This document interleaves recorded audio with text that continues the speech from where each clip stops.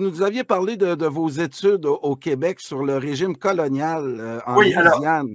j'ai un livre qui vient d'être édité il y a un an ou deux aux éditions Ballant, qui s'appelle Histoire militaire de la Louisiane française et des guerres indiennes. Parce que là encore, je pars de l'ethnodifférentialisme. Et Oui.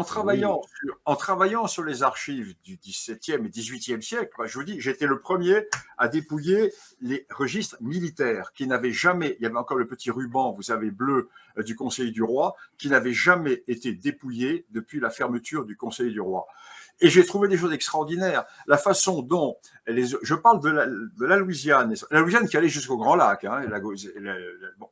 Et la manière dont quelques individus, quelques Français, une petite poignée, aidés par les coureurs des bois québécois, hein, et aidés par toute la famille, les d'Iberville, etc., toutes ces grandes familles, à quelques-uns ont réussi à avoir autour d'eux l'alliance des tribus indiennes.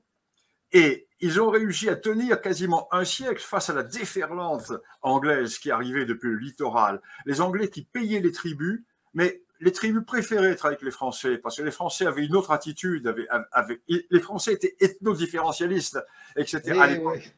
Et c'est formidable. Alors donc, mon livre, c'est l'histoire et des guerres indiennes, car la Louisiane a tenu, non pas par les régiments français, mais par les coureurs des bois, et les tribus indiennes.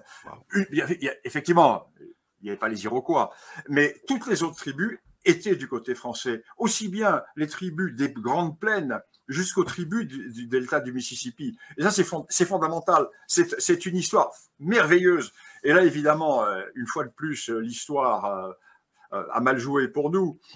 Mais si Montcalm avait laissé le chevalier de Lévis mener la bataille comme il l'entendait et ne pas faire une guerre à l'européenne sur les plateaux d'Abraham, l'histoire aurait été complètement changée. Parce que les coureurs des bois et les Indiens, eux, savaient faire la guerre des Amériques.